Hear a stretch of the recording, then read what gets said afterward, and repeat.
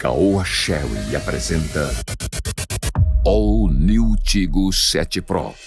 A última palavra em inovação, design e qualidade na criação de um SUV com a melhor tecnologia do mundo. Tigo 7 Pro. Nunca se viu nada igual. Feito para quem conhece, sabe o que quer, mas deseja mais, muito mais.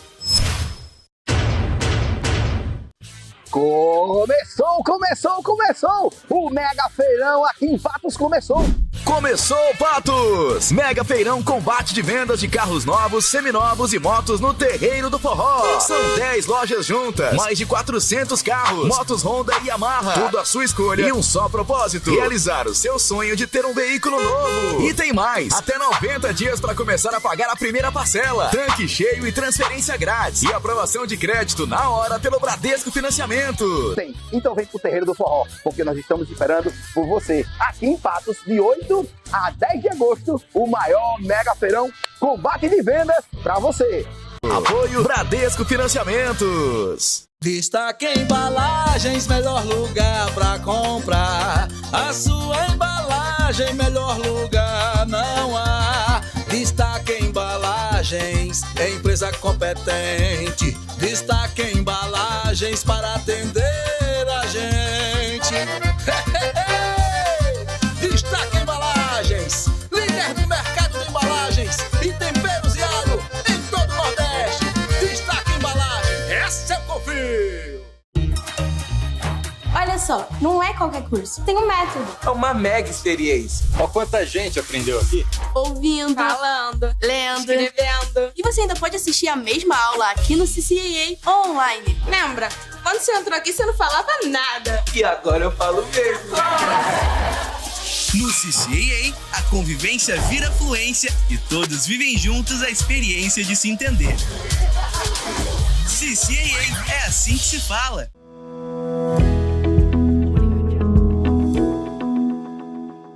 Olá pessoal, estamos aqui com mais um podcast Fique Bem e eu conto com a audiência de todos vocês para que vocês possam assistir esse programa maravilhoso que nós vamos estar apresentando hoje. E eu quero que vocês nos acompanhem pelas nossas plataformas digitais, @TV Sol Patos, no YouTube, Instagram e Facebook. E também pelos nossos canais de TV, pela Brisa TV no canal 184, na TCM Mossoró no canal 244 e na LMTV no canal 2 para toda a região do Cariri.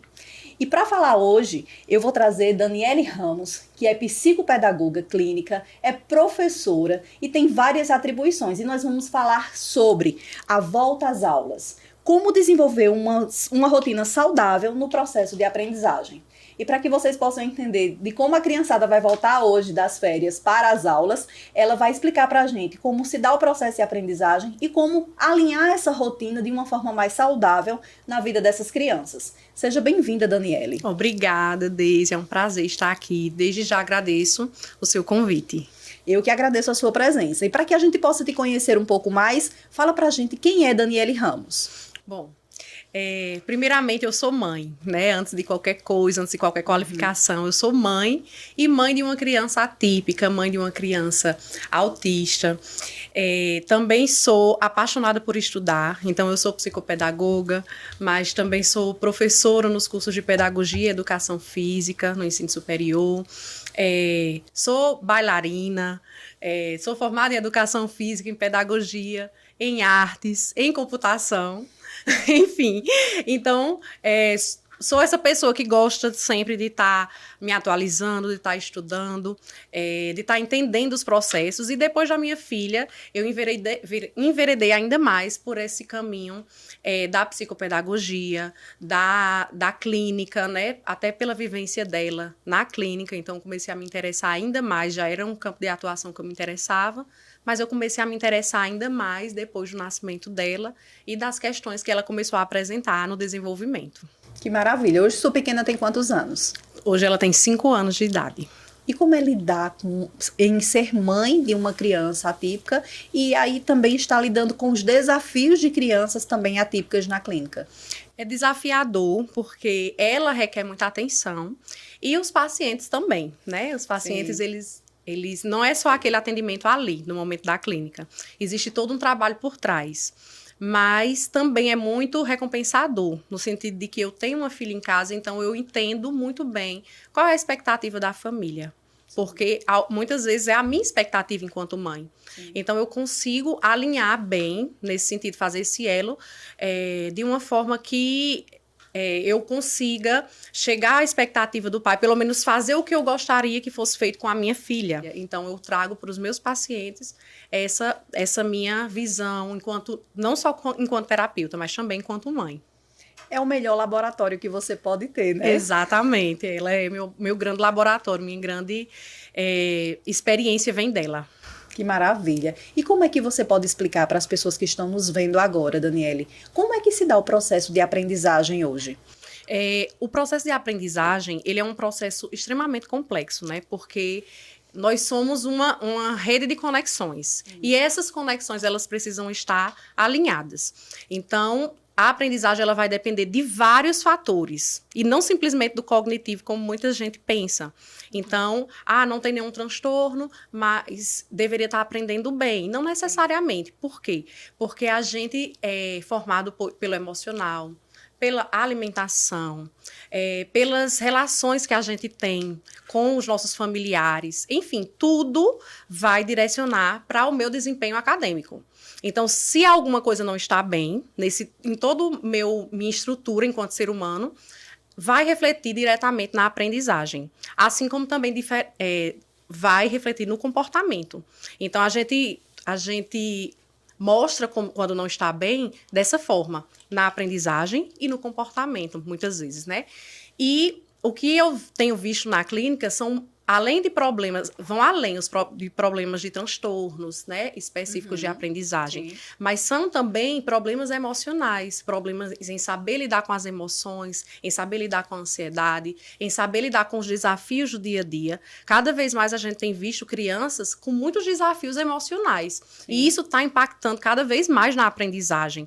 Então, muitas vezes, aquele desempenho que não é o esperado, pode ser sim ligado a um transtorno, a algo do tipo, mas também tem muita ligação com o emocional, como a família lida com a frustração dessa criança, né? Como a família lida com todos os desafios emocionais que envolvem um lar. Então, eu tenho pegado muitos casos de crianças que estão num processo emocional também muito difícil, e aí é onde a gente encaminha para o psicólogo, né? E você sabe muito bem disso, para fazer esse trabalho em parceria. Então, eu vou para a parte do cognitivo, dos processos de aprendizagem, para que ela consiga, muitas vezes, colocar o que ela sabe ali no papel, né? Para que a gente consiga estruturar melhor esses processos cognitivos de aprendizagem, para que a criança consiga se concentrar, consiga entender quais os caminhos de memorização, quais as estratégias, como ela aprende, né, que nem todo mundo aprende da mesma maneira, mas como é que ela aprende. A gente vai traçar um processo de acordo com aquele indivíduo, com a situação daquele indivíduo, e também vai encaminhar para um psicólogo para lidar com essas outras questões, né, que são emocionais, que muitas vezes está atrapalhando o processo de aprendizagem daquela criança. Às vezes, o manejo que os pais eles têm para poder ensinar essas crianças em casa, aqueles pais que muitas vezes se propõem a fazer a tarefinha em casa, esse manejo, ele pode atrapalhar no processo de aprendizagem da criança? Muitas vezes a gente vê que os pais eles não têm uma conduta muito equilibrada para isso, né? Pode sim atrapalhar, apesar de muitas vezes a intenção ser a melhor, sim, né? Claro. Porque o pai ou a mãe que vai ensinar a tarefa em casa, ele tem a melhor das intenções, né? Sim. No sentido de cumprir com aquela demanda e fazer da melhor maneira possível. Mas dependendo de como isso é feito, isso pode sim acarretar prejuízos na aprendizagem, principalmente prejuízo na autoestima dessa criança. Sim. Então, se essa criança ela está com algum nível de dificuldade e ali ela se sente, nesse ambiente de casa, ela se sente muito pressionada, às vezes é uma mãe ou um pai que não tem toda essa didática, não tem nenhum preparo para isso, né?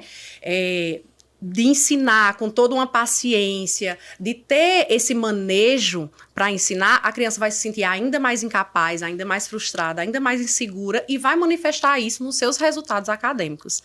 Então, ao invés de ajudar essa criança, ele acaba atrapalhando por não ter o conhecimento e a didática necessária. Não é só ensinar, né? É como eu devo ensinar. Isso. E quando a criança, tem muitas crianças que têm aquele hábito de derrubar a caneta no chão 10 vezes, de levantar e querer comer, de querer ir ao banheiro. E muitas vezes os pais, eles perdem a paciência, então chamam a criança de preguiçosa. Muitas vezes chegam até a chamar a criança de burra mesmo. Esses termos, eles atrapalham cognitivamente esse desempenho escolar da criança? Com certeza. Esses termos, eles não devem ser utilizados em hipótese alguma. O pai, a mãe, eles são a grande referência dessa criança. Se a grande referência dela está dizendo que ela é incapaz, está tratando ela de maneira pejorativa, então o que é que ela vai ser, de fato, quando ela está ali se formando, né? Formando sua personalidade, formando o seu caráter, tudo está em formação. Até mesmo a sua desenvoltura acadêmica está ali em formação. Então, imagine seu maior referencial, seu maior exemplo, a pessoa que você mais acredita dizendo essas palavras para você. Então, acaba que ela vai internalizar aquilo e, de fato, vai reproduzir essas palavras, né? Se ela é chamada de desorganizada, de desleixada, o tempo todo, ela vai se tornar, ela vai reproduzir esse comportamento porque a pessoa de maior referência dela está dizendo exatamente, está dizendo verdades, entre aspas, sim, sobre ela, porque para ela recebe como uma verdade, né? Aquela palavra, ela não tem ainda o discernimento de filtrar o que é bom. Às vezes nem nós adultos temos esse discernimento, né? De escutar algo ruim e de filtrar. Imagine uma criança que ainda está em formação. Então, se eu pudesse, enquanto mãe e terapeuta, o maior conselho que eu poderia dar nesse sentido é: diga sempre ao seu filho o quanto que ele é capaz, o quanto que você acredita nele, o quanto que ele é inteligente, por mais que ele tenha dificuldades. Fale sobre dificuldades de uma maneira positiva, é normal, é comum, é natural. Todos nós temos dificuldades em alguma área da nossa vida. Isso eu falo muito na orientação parental das famílias que eu atendo. Sim. Todos nós temos dificuldades. A dele, a do seu filho, nesse momento está se manifestando na vida acadêmica, mas você tem suas dificuldades, o seu marido tem suas dificuldades, e todo mundo tem dificuldades, e a gente tem que naturalizar isso e não colocar essa pressão que é colocada sobre as crianças tão cedo, sabe? Então, isso acaba atrapalhando e a gente precisa lidar com isso de uma maneira mais positiva e com palavras positivas mesmo, no sentido de você é capaz, você consegue, porque ele vai criando essa autoconfiança. E quando a gente tem autoconfiança, os nossos resultados, automaticamente, eles são melhores. Exatamente. Eu já vi, Daniele, crianças que deixaram ou perderam a vontade, por exemplo, de escrever. A própria escrita, né? Por quê? Porque na tarefinha estavam fazendo a tarefa com os pais e os pais disseram que a letra estava muito feia. E aí, muitas vezes, obriga a criança a apagar diversas vezes e tentar fazer novamente. Como é que você pode orientar hoje os pais que estão vendo agora a gente, nesse momento, para que eles possam conduzir da melhor maneira possível esse processo de ensinar aos filhos? Muita paciência, sabe? Que é o que eu noto que não existe muito, né, nesse momento. Os pais, principalmente os pais de hoje, eles têm muita ansiedade por resultados. Sim. A gente é uma geração de pais extremamente ansiosos por resultados, por rapidez, por agilidade. E as crianças, elas precisam de um tempo para estabelecer essas conexões de coordenação motora fina. O ato de escrever em si, ele é muito complexo. É um ato de muita coordenação motora fina, é um ato de muita habilidade que a gente vai aprendendo no decorrer do tempo. E os pais já querem que a criança pegue no lápis, já pegue certinho, já tenha a pega correta, já tenha o movimento de pinça, já tenha a apreensão no lápis de uma forma muito, muito perfeita, e isso não vai acontecer. Isso é um processo que vai sendo construído. Antes da criança escrever, ela precisa fechar e abrir tampas, ela precisa agarrar, ela precisa lançar, ela precisa ter habilidades manuais importantíssimas para depois ir para a escrita. Então, estimule com outras coisas, estimule com massinha de modelar, estimule com atividades manuais em casa, com abrir e fechar grampos, com colocar coisas na garrafinha, aquelas sementezinhas numa garrafinha PET, enfim, e estimulando atividades que trabalhem a coordenação motora fina e ter paciência com o processo, não atropelar, não pegar na mão, não querer fazer da forma que fizeram isso com a gente, né, enquanto pais e mães, né? Sim. Fizeram isso com a gente e hoje a gente vê que isso não é positivo, né? A gente precisa validar. A gente precisa elogiar. Olha como você conseguiu fazer bonito. Agora vamos fazer assim, lança um novo desafio. Valida o que ele conseguiu com muito sacrifício e lança um novo desafio. Agora vamos conseguir fazer menor. Vamos ver se a gente consegue fazer menor. Mas esse aqui tá lindo. Agora vamos tentar novamente de uma outra forma. E ir lançando desafios aos poucos para que essa criança consiga executar. É maravilha, tem que ser assim mesmo. E quando a gente percebe que existe algo também que eu percebo que é extremamente impactante na vida das crianças, que é a comparação. Às vezes a criança tem um irmãozinho, ou tem vários, 2, 3 irmãos, ou mesmo os coleguinhas que frequentam a casa dessas crianças, e os pais comparam muito. Olha, mas seu amiguinho ou seu irmão escreve melhor que você. Isso também atrapalha no desenvolvimento da aprendizagem? A comparação, ela não é positiva em nenhum momento da nossa vida. Então, não é quando é criança que isso vai surtir resultados. Pelo contrário, isso baixa ainda mais a autoestima da criança. Isso faz com que ele se sinta ainda mais incapaz, com que ele coloque o outro, né, que está sendo comparado positivamente em um nível em que ele nunca vai alcançar. Então, se nós, enquanto adultos, não gostamos de comparação, não gostamos de ser comparados em nossas condutas, em nossa vida profissional, em nossos corpos, por que fazer isso com a criança, não é? Então, não é eficiente, não é eficaz, a gente vai criar uma geração de pessoas frustradas, com a autoestima lá embaixo, porque comparação, ela não traz resultados, pelo contrário, ela faz o efeito reverso, né? Ela faz com que a criança se sinta ainda mais inferior e incapaz, e muitas vezes ela vai demonstrar isso através dos próprios resultados. Ela vai travando, né? Travando, exatamente. E muitas vezes as pessoas olham e dizem assim, não, mas eu não sei por que essa criança está dessa forma, né? E não procuram investigar também como é que essa pessoa se comporta em relação à criança, né? Exato. Muitas vezes essa pressão dos pais, né, na criança, podem estar acarretando esses prejuízos na aprendizagem. Porque o pai e a mãe, ele não sabe ainda lidar, né, com o fracasso escolar, vamos dizer assim, ou com o baixo desempenho escolar. Ele não sabe lidar e acaba criando artimanhas com o objetivo de fazer com que a criança reflita, com que a criança pense direitinho no que está fazendo, enfim, só que acaba fazendo de uma maneira em que ela vai se sentir culpada, frustrada, sentindo que está decepcionando os pais. Esses dias eu peguei um caso assim, que a criança disse que o fracasso, né, nas atividades, o prejuízo acadêmico dela estava decepcionando os pais dela. E é muito forte ouvir isso de uma criança, né? Ouvir que uma criança se sente dessa forma, frustrando, decepcionando, não correspondendo às expectativas dessa família. E é exatamente o movimento contrário que a gente precisa fazer. De eu acredito em você.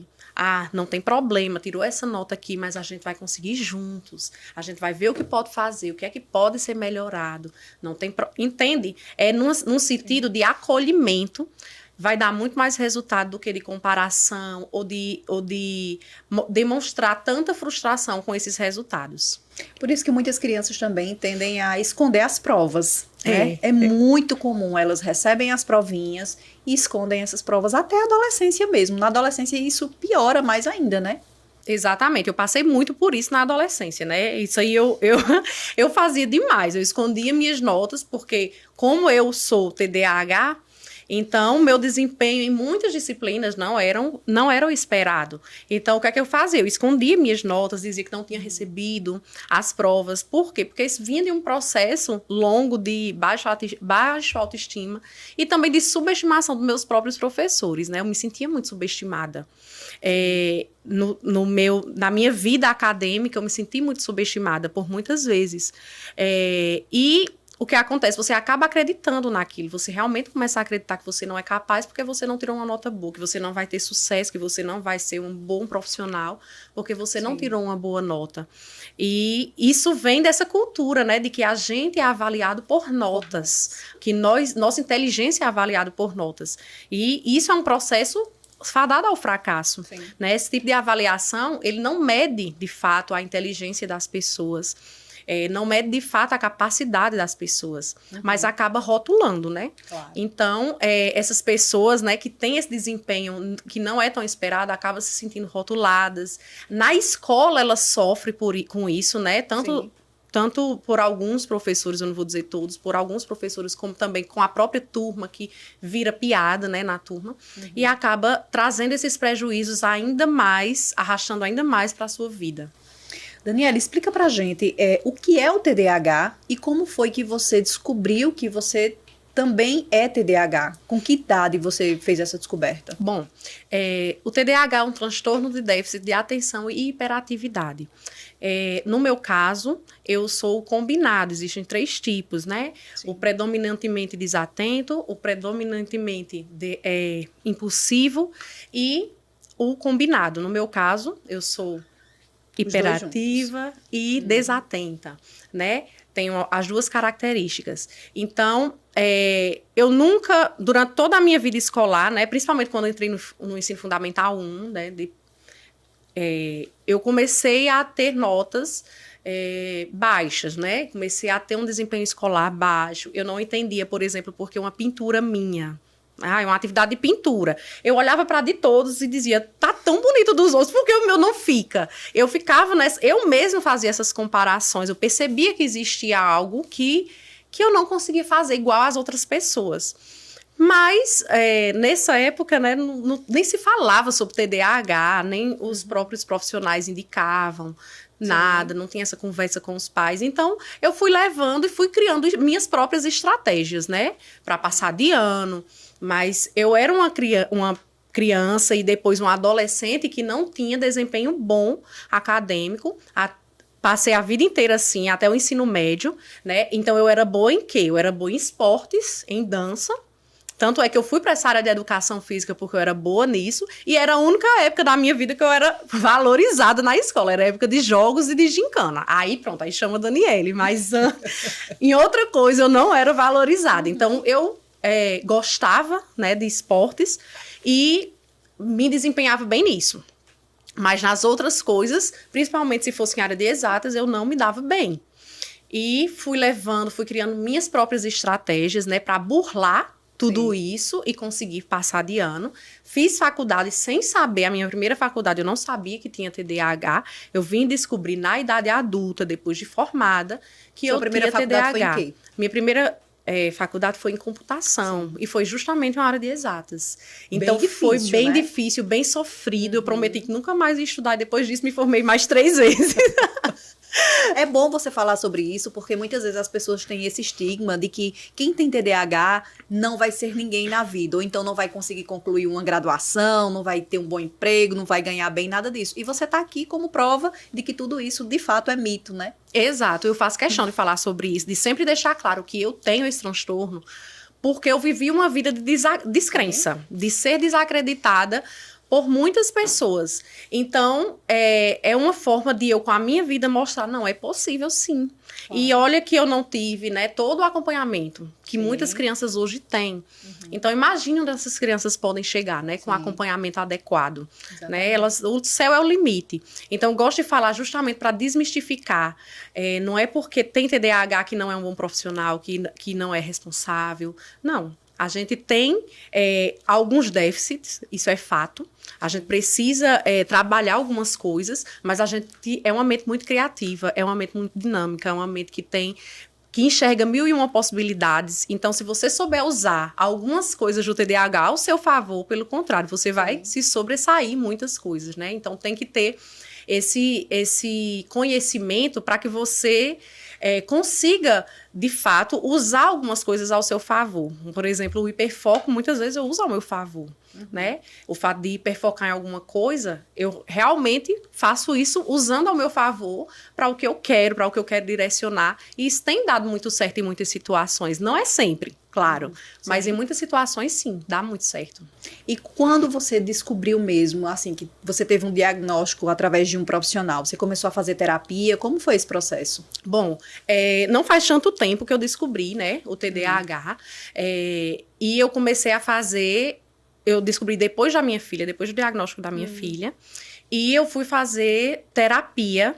Hoje eu faço acompanhamento com um psiquiatra, tomo medicação para TDAH e faço terapia, né? Sim. Hoje eu faço isso, né? Antes, eu já tinha feito terapia antes, mas não por TDAH, porque eu não sabia que eu tinha TDAH e nem foi identificado nessa minha terapia, né? Depois que eu passei a estudar mais, que eu fiz o curso de psicopedagogia, eu comecei a entender melhor e ver que eu me encaixava, só que eu ainda achava que não tinha, que era coisa da minha cabeça, que todo mundo tem um pouco disso, aquele pensamento mais comum, né, da sociedade. Era só ansiedade. Exatamente. Porque eu sou elétrica mesmo. Exatamente. Mas depois, quando você vai pegar o histórico escolar, o histórico das atividades, de como eram meus cadernos, sabe? De como eu tenho dificuldade de organizar o meu ambiente, apesar de necessitar dele organizado. Então, são muitas outras coisas que vão atrapalhando o seu dia a dia e você não entende por quê. Simplesmente você não consegue fazer aquilo que é tão simples para outras pessoas, né? Então, eu fui para o psiquiatra por problemas de ansiedade e acabei saindo com o diagnóstico de TDAH. Foi assim que eu descobri. Geralmente algumas pessoas chegam ao consultório para trabalhar uma demanda de ou depressão ou ansiedade e muitas vezes a gente faz esse diagnóstico também de algum tipo de transtorno, né? E o TDAH hoje ele tem sido muito comum. Quando a criança ela tem sinais maiores, por exemplo, de desatenção, que é o básico, e que hoje parece que todo mundo hoje está mais desatento, né? Desde a criança que está ali pequenininha ainda até o idoso. Como é que a gente detecta ou a gente consegue separar essa desatenção de algo comum ou trazendo ela para o TDAH? Bom, como você disse, né, todo mundo está mais desatento realmente, porque nossa dinâmica de vida, nossa rotina, ela faz com que a gente se sinta... a gente acelera os áudios, e isso faz com que nossa atenção sustentada, ela fique cada vez mais prejudicada, né? Mas, quando a gente vai para o TDAH, a gente vê que existe um histórico por trás. Não existe um exame, né? Assim, um exame clínico que você vai no laboratório e sai com o resultado de TDAH. Então, é uma investigação clínica mesmo. Mas, geralmente, as pessoas que dizem, eu sou muito desatenta e estou passando por isso, estou muito esquecida, as pessoas que não têm TDAH é por momentos pontuais na vida, né? Tá com muita sobrecarga de trabalho, ou passou por altos níveis de estresse, situações emocionais extremas. Então, a gente vê que, ou não está conseguindo dar conta de tanta coisa.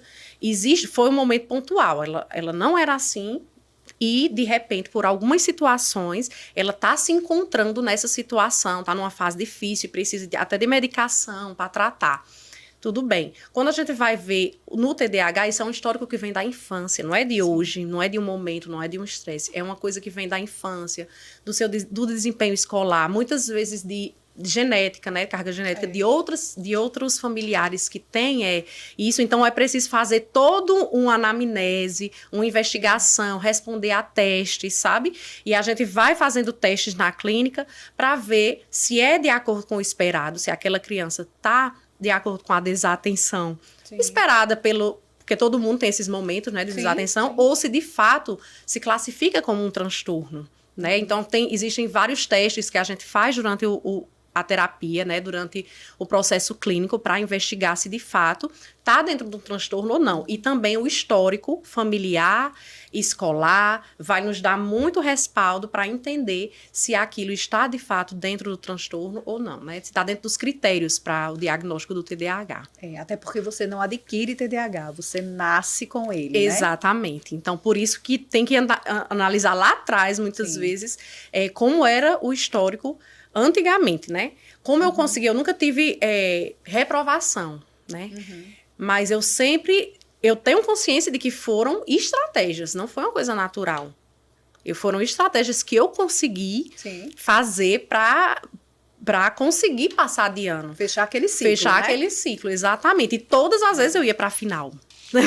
Eu não sabia o que era passar por média, até em disciplinas que eu era boa. Então, eu não sabia. Então, olha só meu histórico, né? Isso não é esperado para uma criança, para um adolescente, entende? Ela é um histórico de algo, que algo estava errado, né? Ali. Eu costumo dizer que quem vive uma vida passa pela infância e adolescência com TDAH sem saber, eu costumo dizer que é um sobrevivente. Exatamente, porque É um a gente vai sobrevivente. criando assim todo tipo de estratégia para lidar com uma situação que você não entende. Por quê? Você se sente diferente e não entende o porquê disso, né? E quando se procura uma avaliação, é super importante, porque muitas vezes essas questões, elas vão realmente desencadeando baixa autoestima, vão desencadeando até, muitas vezes, um processo mais ansioso, mais depressivo, de inutilidade, incapacidade. E aí é onde vem, de uma forma inata, a comparação. Meus colegas conseguem e eu não consigo. O que é que está acontecendo? E aí, por isso que a gente também tem hoje tem visto muito o diagnóstico tardio. Exato. Né? Em pessoas adultas. Exatamente. Então, eu descobri tardiamente o meu diagnóstico. Meu irmão descobriu tardiamente. Minha mãe, se for fazer a investigação, vai ter lá algum resultado nesse sentido. E nós vivemos uma vida, né? Minha mãe ainda mais, sem esse diagnóstico. Sim. E acontece, o que é que pode acontecer, né? Às vezes, nem todo mundo, até por depender das características que esse TDAH vai influenciar na vida dessa pessoa, né? Nem todo mundo consegue burlar, consegue criar estratégias. Então, muitas vezes é uma pessoa que não é bem-sucedida na carreira, ou não consegue manter um relacionamento, ou sofre muito com depressão e ansiedade, que hoje a gente vê que é muito comum no TDAH, né? Depressão e ansiedade está associado a casos de TDAH. Então, acontece que essas pessoas, elas viveram uma vida sem um diagnóstico, sem um tratamento, sem o acolhimento necessário, né? Sem entender o porquê de todas essas coisas acontecerem. Então, existe todo um estigma que foi criado durante uma vida para você desconstruir, que é muito difícil, né? Exatamente. Na vida dessas pessoas. E hoje a gente, com essa questão da tecnologia, que todo mundo hoje está antenado, hoje todo mundo vai para celular, tablet, TV. Isso dificulta mais esse diagnóstico? Ou em você entender o fato da criança não estar aprendendo porque ela está muito limitada nas tecnologias, ela está ali inundada na dependência tecnológica de fato e não consegue aprender? Como é que a gente vai diferenciar isso? Acaba que de fato confunde. O diagnóstico demora mais a sair porque a gente tem que investigar muito a fundo todas essas nuances da vida dessa criança, né, desse indivíduo. Hoje, todas as crianças, elas estão muito inseridas nas telas, nas tecnologias, e a gente sabe que a atenção sustentada está ficando cada vez mais baixa, né? Sim. Então, acaba que muitas vezes se confunde com o transtorno e a gente tem que ter muita responsabilidade, muito respaldo, uma investigação muito minuciosa para a gente não estar dizendo que tem transtorno quando de fato é o estilo de vida daquela criança, é a rotina daquela criança que está completamente inundada por telas. Então, primeiro a gente tem que ver como é o dia a dia dessa criança.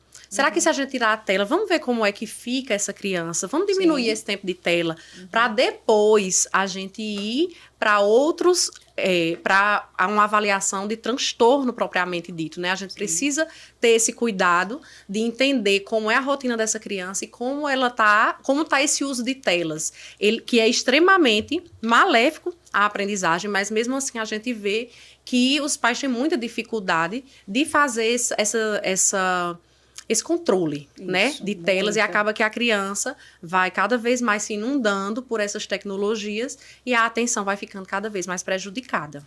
Até porque as telas, elas também são uma ferramenta para aprender, né? Exato. Mas em excesso, o que podem causar?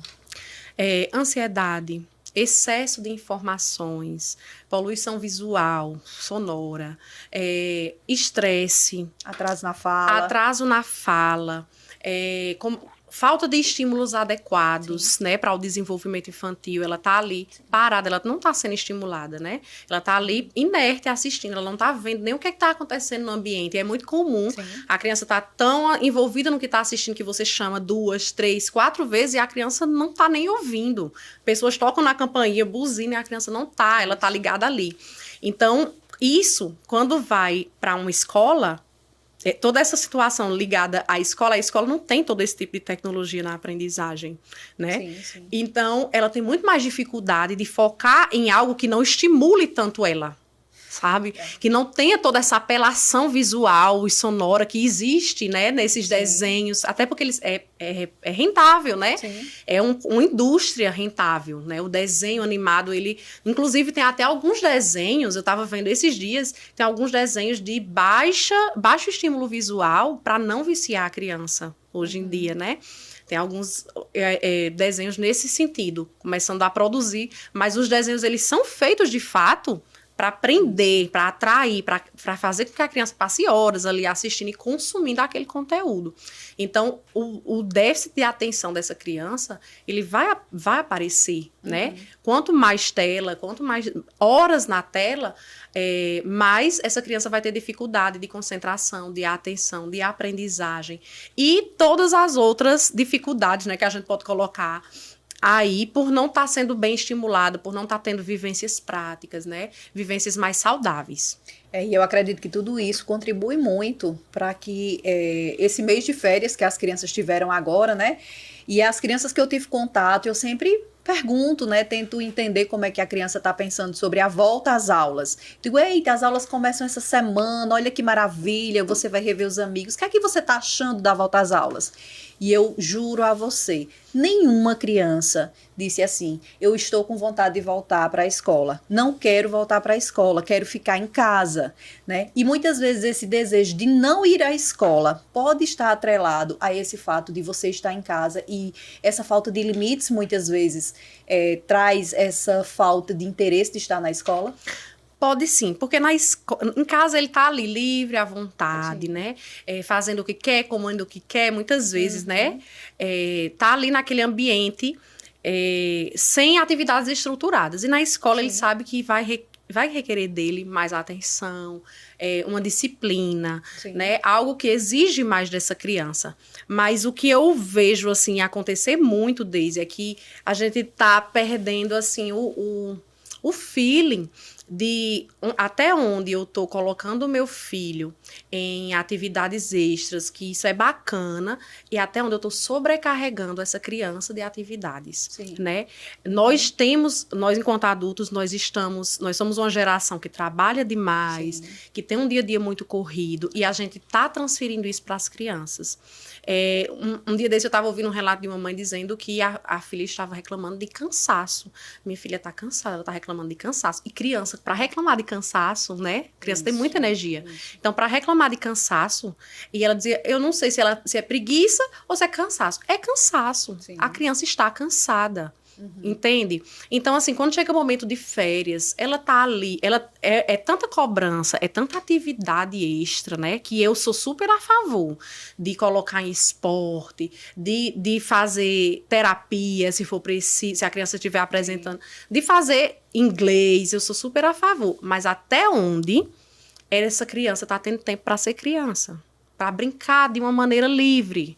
Até que ponto ela tá lidando com o ócio? A gente não precisa ocupar 24 horas do dia da criança, entende? Ela precisa ter tempo para brincar livre, sem ninguém ensinando alguma coisa para ela desenvolver a criatividade dela, a autonomia dela, lidar com a frustração do ócio, com o tédio. Ela precisa disso também, sabe? E às vezes o pai, nessa ansiedade de promover o melhor e de colocar em todas as atividades extras que é possível, acaba que a criança está ficando sobrecarregada e ela acaba demonstrando como, não quero ir para a escola, não quero fazer essa atividade mais, não estou cansada, eu não quero ir, sabe? E isso vai desmotivando, porque a criança está cheio, você vai olhar a agenda da criança, tá mais lotada do que a do pai e a da mãe. E ela é criança. Ela precisa ter tempo de brincar, ela precisa ter tempo de correr, de ócio, né? Que a gente tanto, sim, condena o ócio como se fosse um crime, né? Não tá fazendo nada, e não é. É importante. Sim. Tão importante quanto ter tempo para estudar, é importante ter tempo para descansar, para brincar livremente. E isso é muito importante para a aprendizagem também, sim, né? Não é só a atividade estruturada que está ensinando a criança. Ela está ali na rua brincando com as crianças, ela está aprendendo coisas valiosíssimas, sim, né? E cada vez mais a gente vê isso se perder na infância dessas crianças de hoje, né? Muita atribuição, né? Parece que os pais querem direcionar a criança, assim, para um tempo realmente preenchida. No entanto que até nós que somos terapeutas, nós temos dificuldade em organizar o horário dessas crianças, porque não tem terapia, não tem inglês, não tem reforço, não tem balé, não tem natação. E realmente é muita coisa para a criança lidar.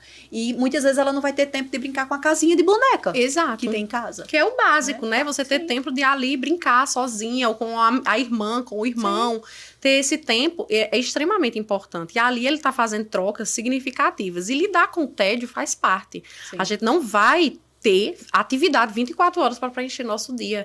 É preciso ensinar a desacelerar também, a descansar, a parar, a ter esse tempo em família, a respirar, sabe? A ter esses momentos. Na minha casa isso funciona muito bem à noite, é nosso momento. Então, cada vez mais eu tenho direcionado minhas atividades para que à noite eu esteja nesse tempo de pronto, vamos acalmar agora, vamos ter um tempo nosso, sabe? Apesar que nem sempre é possível, mas é o que a gente vai fazendo para entender que Luísa já é cheia de atividades, né? O dia todo de terapias para o desenvolvimento dela. Então, quando a criança é atípica, essa agenda de mais atividades é ainda mais recheada, né? Sim. Mas eu tô falando de crianças típicas mesmo, né?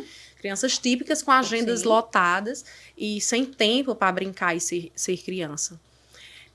E as atípicas aí é que vão ter toda uma agenda, né, cheia de coisas, mas a gente tem que entender que precisa também desse tempo nosso, entre família, faz muito bem para a aprendizagem, para o desenvolvimento e para o emocional dessa criança. A atenção dos pais é o presente mais valioso que eles podem dar aos filhos, eu sempre digo, né? Eu digo, pais, não se preocupem em dar presentes caros, né, em proporcionar grandes viagens, não. Se você sentar e brincar 5 minutos, 10 minutos com seu filho já é suficiente. Exato. Né? É o que eles querem, né? É o que eles querem. E a gente percebe que isso tem se perdido muito, né? Porque a gente também consegue ver tanta criança hoje que está direto no celular. Porque eles estão imitando o comportamento dos pais. Dos pais, exatamente. Como é que os pais vão reclamar e dizer que o filho não pode ficar diante das telas? Se eles não conseguem dar esse exemplo. Exato. Olha pro pai, às vezes está dizendo, não fique com o celular na mão, falando, trocando mensagem, né? Exatamente. Então, a gente tem que rever mesmo a nossa rotina, o nosso estilo de vida, sabe? Enquanto pai e mãe mesmo. E isso eu me incluo, né? Porque senão a gente deixa o trabalho, as obrigações nos atropelarem mesmo. E isso não é saudável, né? A gente precisa parar, a gente precisa ter o tempo de colocar o celular e agora a gente vai viver em família, vai ter essa atenção, vai ver o que é que ele está precisando, o que é que está acontecendo na escola, quais as histórias que ele tem para nos contar, que são muitas, né? Muitas.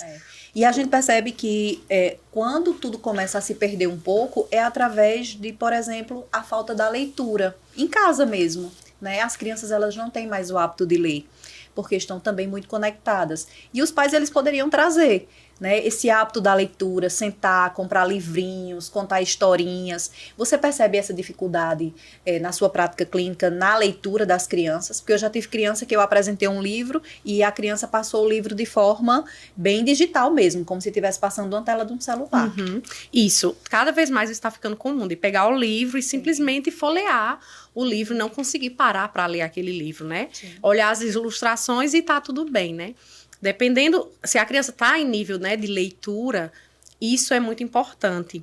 Mas ainda na primeira infância, ainda quando ela não tem o hábito da leitura não estruturado, né, ela ainda não é capaz de ler, isso precisa ser feito para que lá na frente ela consiga ler e tenha hábito por livros, goste de livros, né, tenha o hábito da leitura de fato. Então, isso precisa ser feito. E realmente é uma necessidade, é voltar para os livros, né? Voltar para os livros físicos, comprar livros. Eu tenho uma assinatura, e isso, desde que Luísa é bebezinha, isso fez com que Luísa até hoje gostasse muito de livros. Apesar de ela ainda não saber ler, ela a gente senta com ela, folheia os livros, lê por imagens, né? Olhando, contando historinhas por imagens. E é muito positivo, porque até hoje a gente vê esse resultado de ela gostar muito de livros, de ela sentar, ela gosta de ouvir historinhas, gosta de folhear. Então, essa primeira experiência ela é indispensável. E quando a criança já lê, é mais uma oportunidade para fazer isso em família, para à noite, quando todo mundo, antes de dormir, lê histórias e criar esse hábito de leitura. Isso vai ajudar muito na aprendizagem da criança. Exatamente. Como é que os pais eles podem se atentar a criar um ambiente saudável, a criar rotina de fato na vida dessas crianças, sendo elas típicas ou atípicas, né? Mas como é que eles podem começar a estruturar essa rotina, Daniele, para que as crianças elas possam ter uma noite de sono tranquila, elas possam se alimentar bem, elas possam estar mais atentas, né, para as questões de aprendizagem?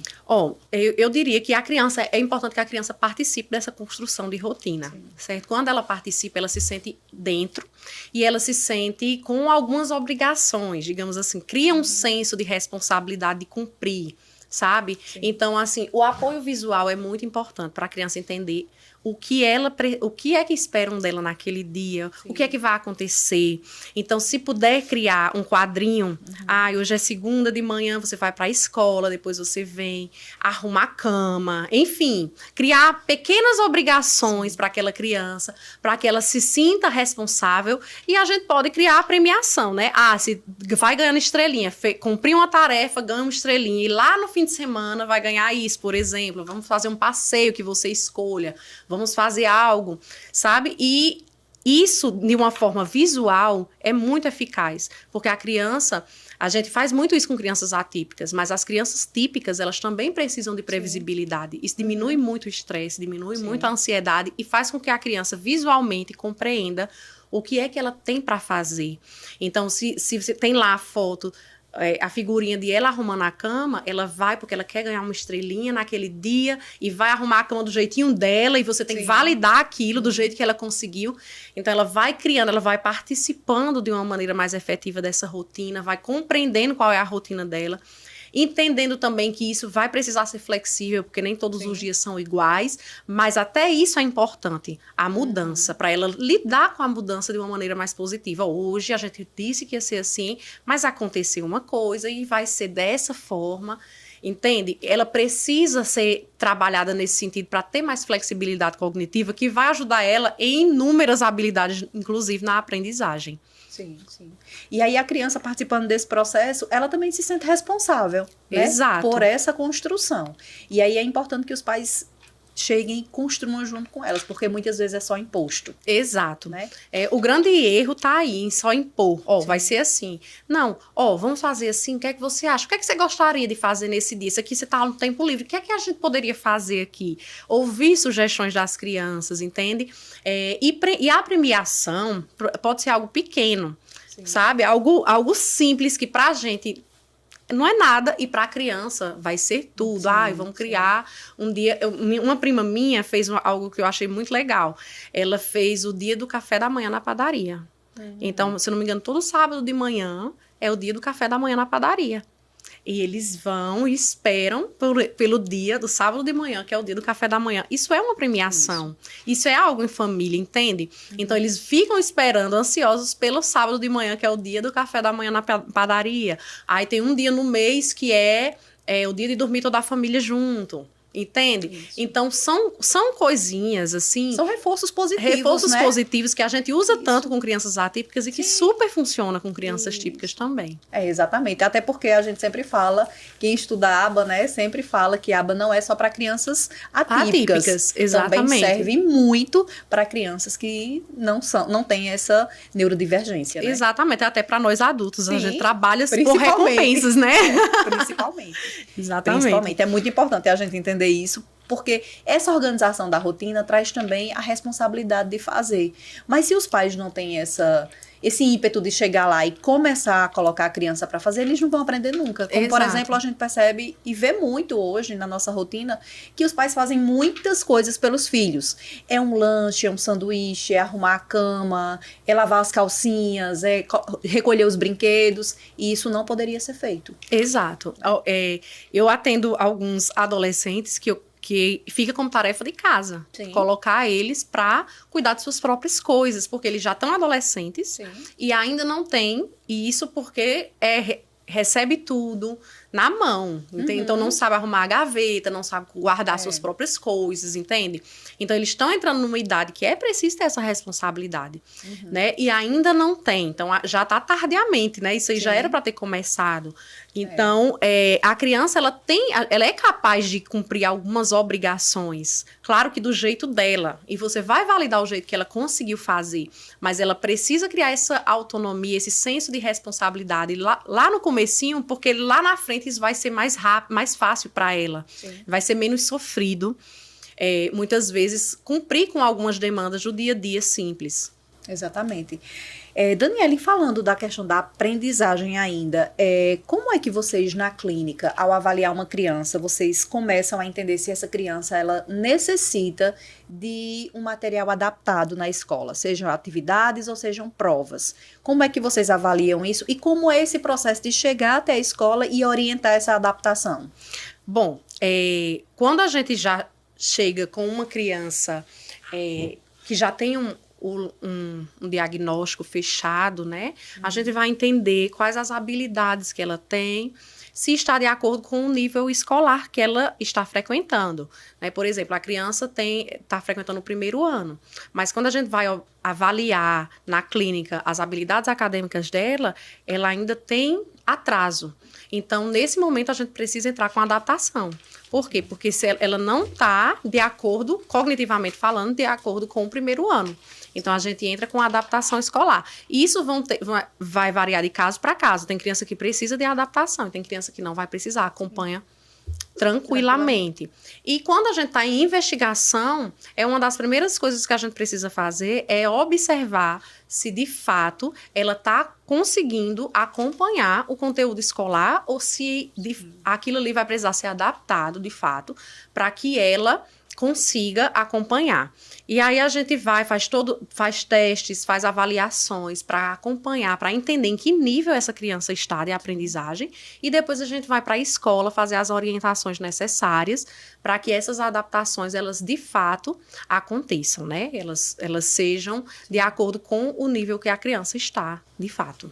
Essas adaptações nas atividades escolares, elas só funcionam para crianças atípicas? Não, para qualquer criança que tenha dificuldade de aprendizagem. Porque qual é o dever da escola? O dever da escola é lidar com dificuldades, com o público e com a necessidade daquele público, independente de ter um laudo, de ter um diagnóstico. O que a gente vê muito nas escolas hoje exigindo um laudo. Mas essa adaptação, ela não fala na lei que precisa ter um laudo. A gente fala de necessidades específicas daquela criança, né? Então, se ela tem uma dificuldade, se visivelmente ela não está acompanhando, porque precisa de um laudo para poder a escola intervir na vida daquela criança. Quer dizer que vai deixar ela se prejudicar mais, vai deixar ainda mais ela sem assistência, porque por conta de um papel, porque não tem um laudo. Às vezes a criança já está em investigação, mas o processo nem sempre é rápido. E a escola precisa intervir na vida daquela criança, ela está precisando de um apoio maior, né? Então, independente de laudo, se a criança está apresentando atraso na aprendizagem, se é necessário uma adaptação ali, não precisa de laudo para que a escola adapte, né? Apesar de que a gente vê que ainda existe essa cultura de pedir laudo para poder adaptar atividades. Até porque essa adaptação, ela também vai servir muito para o próprio processo da terapia da criança, que você vai mensurando como é que ela está se desenvolvendo, né? Exatamente. Se ela está tendo um melhor desempenho nas atividades adaptadas ou não. Ou não. E a adaptação, elas são testes. Não existe uma receita de bolo, é assim. Para essa criança, para todas as crianças vão ser da mesma forma. Elas são testes. Às vezes a gente adapta e ficou fácil demais. Então a gente vai ter que, não, aqui tá fácil demais, vamos adaptar novamente de uma maneira em que ela se sinta também um pouco desafiada. E aí a gente vai fazendo até encontrar o que de fato vai servir para aquele indivíduo, para aquela necessidade específica, né? Então é um trabalho em que a gente vai realizando aos poucos e entendendo aos poucos como se dá a dinâmica de aprendizagem daquela criança. E às vezes o que a gente vê é essa resistência, né? No sentido de não não precisa de adaptar agora, porque não tem laudo, porque a gente ainda não sabe o que ela tem, por isso que... Não, ela está com dificuldade. Sim. Então, a escola precisa acolher essa dificuldade, independente de laudo ou de qualquer outra coisa. Dani, explica pra gente um pouco sobre quais são essas dificuldades de aprendizagem. Dá alguns exemplos aí para que a gente possa entender. Porque às vezes as pessoas pensam que dificuldade de aprendizagem é só quando a criança ela tem TEA, transtorno do espectro autista, ou TDAH. Né? E não é, existem outras dificuldades de aprendizagem. Sim, existem vários tipos, né, de transtorno, dificuldade de aprendizagem, que, como eu disse a você, está relacionado com muitas coisas, né? Nem sempre a criança vai apresentar um transtorno, mas muitas vezes, sim, ela vai apresentar. Né? Então, existem vários tipos de dificuldades, de transtornos de aprendizagem que a gente pode classificar e investigar. E alguns são muito parecidos, inclusive, né? Então, assim, a gente pode avaliar uma criança que está apresentando um baixo desempenho escolar e, de repente, ela ter uma dislexia. Né? A gente chama de dislexia, mas transtorno específico de aprendizagem com prejuízo na leitura e escrita, ou na matemática, que é o que a gente chamava de descalculia. Né? Então, são crianças que vão apresentar muito prejuízo na matemática, né? Em cálculos, em situações que requer esse tipo de habilidade mais abstrata, certo? Algumas crianças vão apresentar na leitura, que requer toda essa dificuldade de decodificação e codificação na leitura e na escrita. Então, elas vão apresentar mais dificuldades assim. Vão ter dificuldades, né, que são de cunho emocional, que são simplesmente emocional. São coisas que a criança está passando ali e, de repente, não foi resolvido e ela está manifestando de muitas formas, e inclusive na aprendizagem.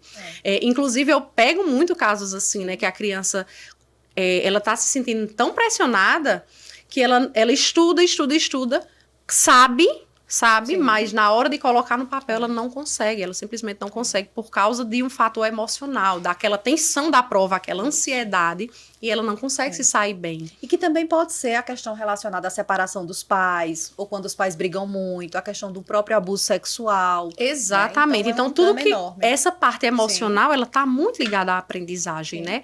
Então, dependendo do que a criança esteja passando, do momento que ela esteja vivendo, de como ela esteja lidando com isso, a aprendizagem ela vai ser muito afetada, né? Então, necessariamente, ela não vai se enquadrar dentro de um transtorno, mas ela vai ter uma dificuldade de aprendizagem por questões relacionadas ao emocional, ao que ela está vivendo, até mesmo com relação à nutrição. Sim. Né? Então, se a criança não tem uma nutrição adequada, vai para a escola com fome, não toma um café da manhã adequado, ela vai ter muita chance de apresentar um baixo desempenho escolar, e aí não está relacionado com transtorno, mas ela vai apresentar, sim, dificuldade na aprendizagem, porque ela não vai aprender como uma criança que está bem alimentada, ela não vai aprender, não vai ter o mesmo funcionamento de uma criança que está com a nutrição adequada, que está ali tendo acesso a todos os nutrientes. Não tem como a gente comparar o desempenho de uma criança dessa e uma criança que não tem, que muitas vezes não toma café da manhã, ou que vai para as terapias ou para a escola com fome, né? Então, essa situação, ela vai impactar diretamente na aprendizagem. Como os distúrbios do sono também, né? Que Exatamente. A gente hoje é muito comum ver criança que não dorme. Que não dorme, né? E muitas vezes, né, é tão engraçado atender crianças maiores, né? Assim, tá entrando naquela fase da adolescência, porque eles falam pra gente, eles contam pra gente, tia, porque eu fiquei no celular escondido do meu pai e da minha mãe. Então, passam madrugadas, né, ali no celular, o pai e a mãe dormindo, achando que a criança tá dormindo e ela tá ali no celular. E quando chega de manhã, tá dormindo na escola.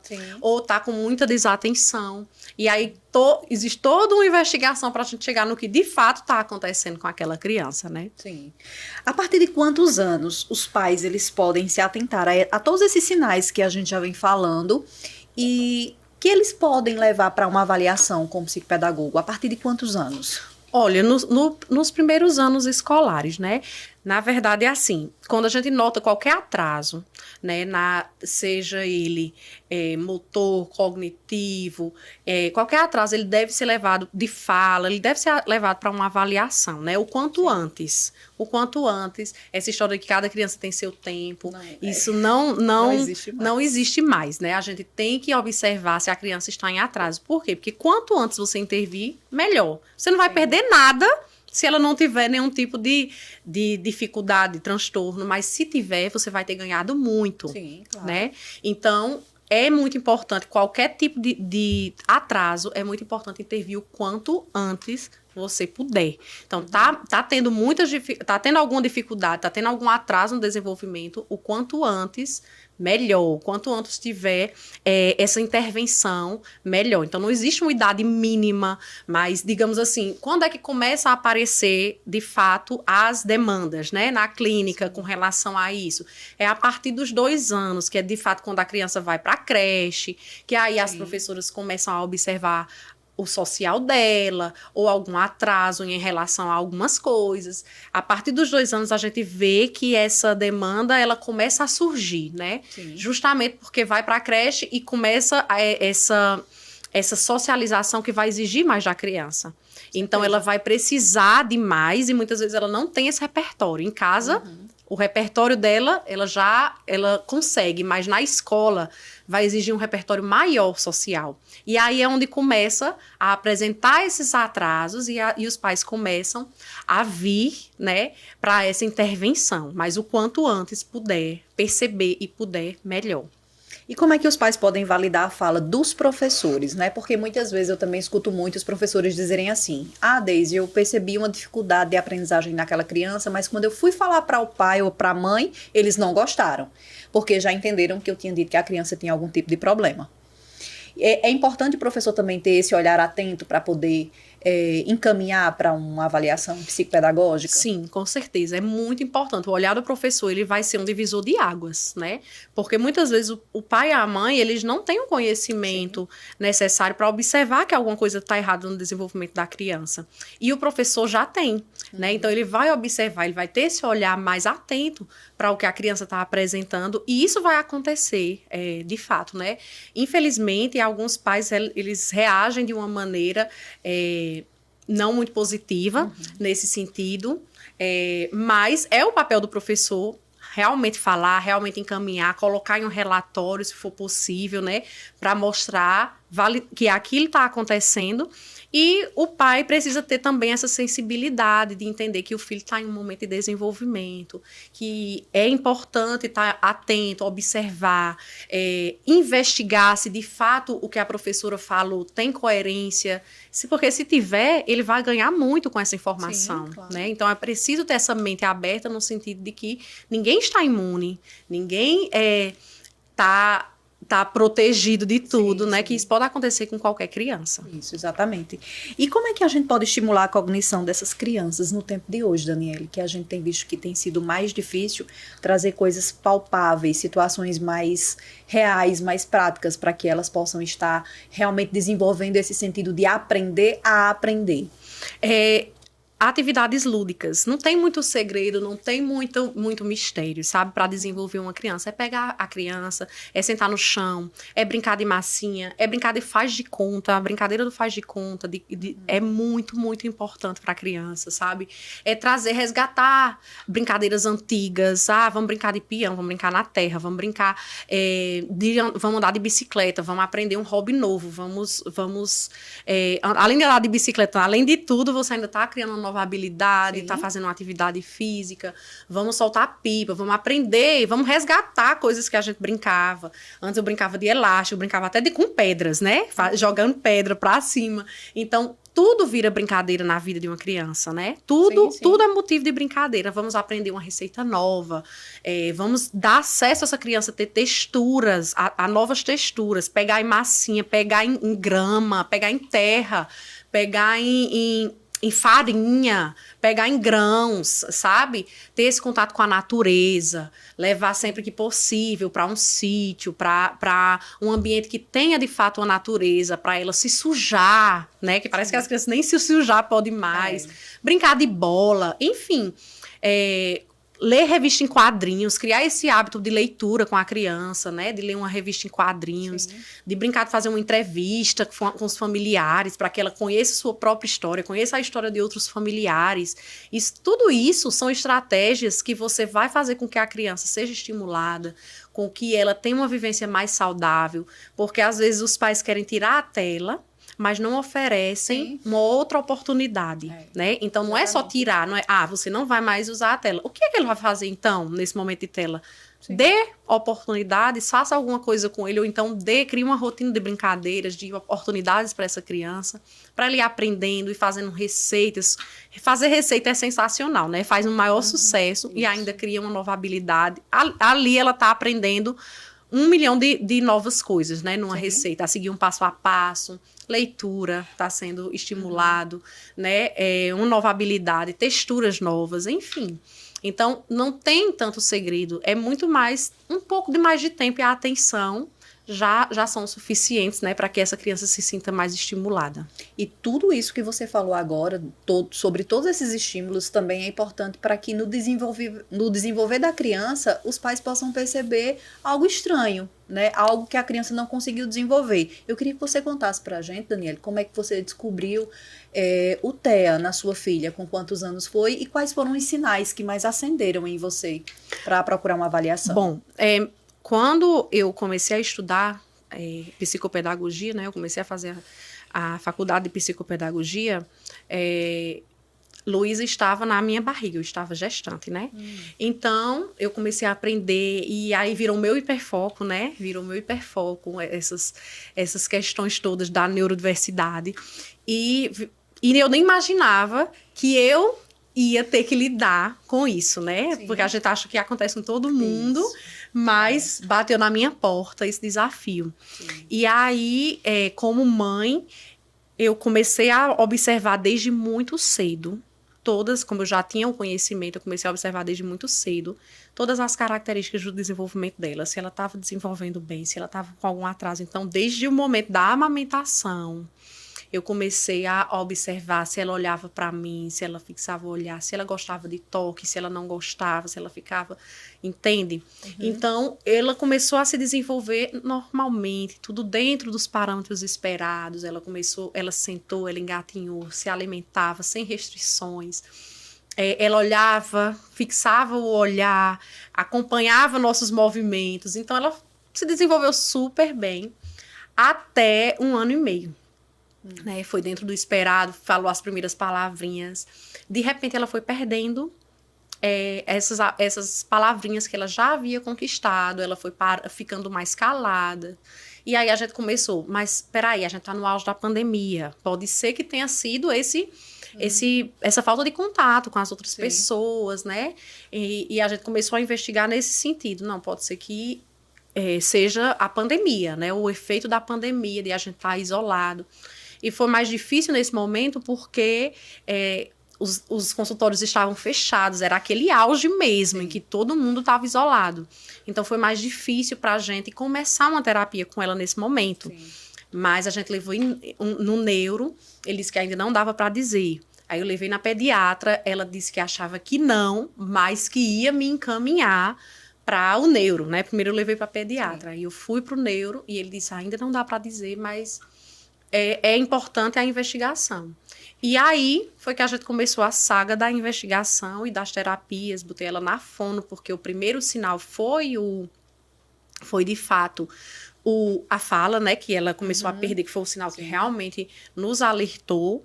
E aí a gente começou a perceber outras alterações no comportamento dela. De vez ela entrava em crise, né, em alguns momentos, e a gente não sabia por quê, o que era que estava desencadeando aquele choro, porque ela ainda estava em investigação e eu, quanto mãe, como toda mãe, apesar de ter conhecimento, estava naquele momento em negação.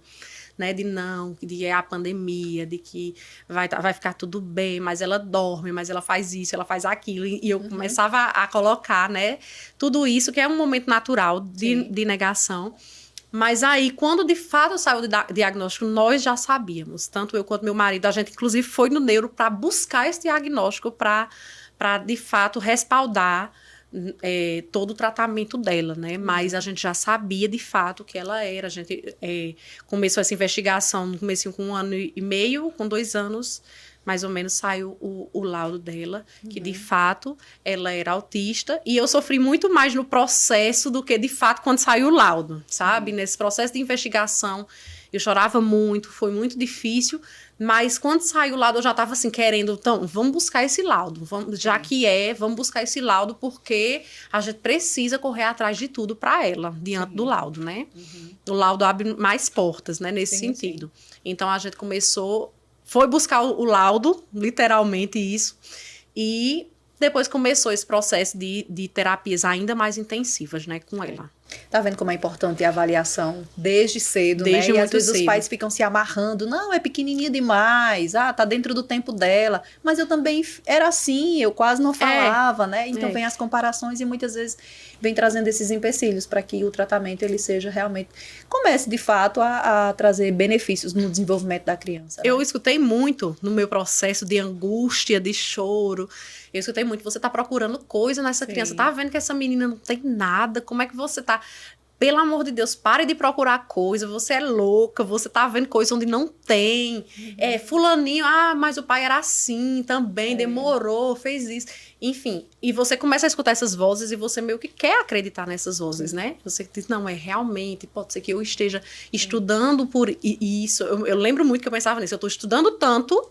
que eu tô ficando encucada com essas coisas, né? Com esses atrasos no desenvolvimento. Mas, de fato, era. Então, é muito importante a gente estar atento para buscar o tratamento adequado o mais rápido possível. A gente não tem o que perder, só tem a ganhar. Que maravilha. Nosso programa já acabou, passa muito rápido e eu agradeço demais a sua presença, Daniela, aqui. Eu quero que você deixe uma mensagem para as pessoas que estão nos vendo, nos ouvindo em casa hoje, para que as pessoas possam entender como é que esse processo de manusear a criança na aprendizagem é o mais adequado. Bom, se eu puder, eu até já falei isso aqui no podcast, né?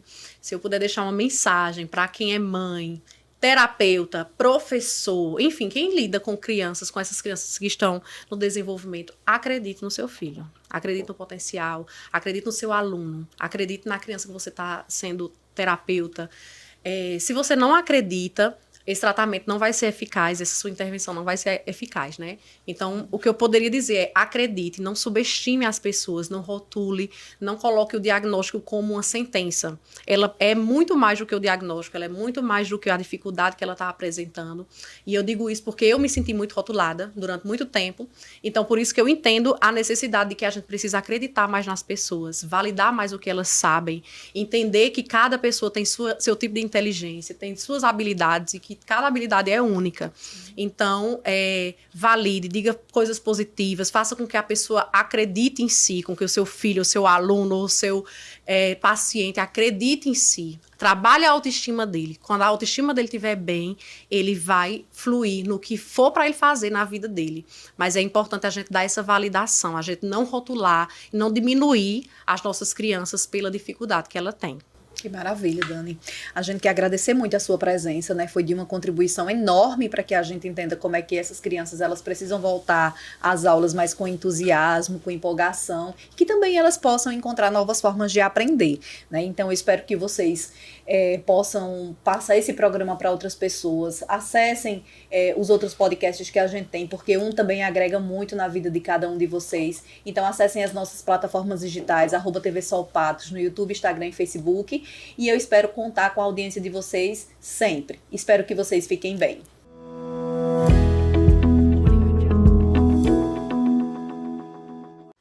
Caoa Sherry apresenta All New Tigo 7 Pro.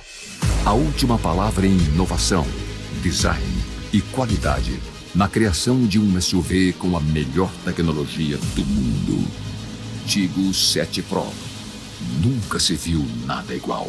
Feito para quem conhece, sabe o que quer, mas deseja mais, muito mais. Começou! O Mega Feirão aqui em Patos começou!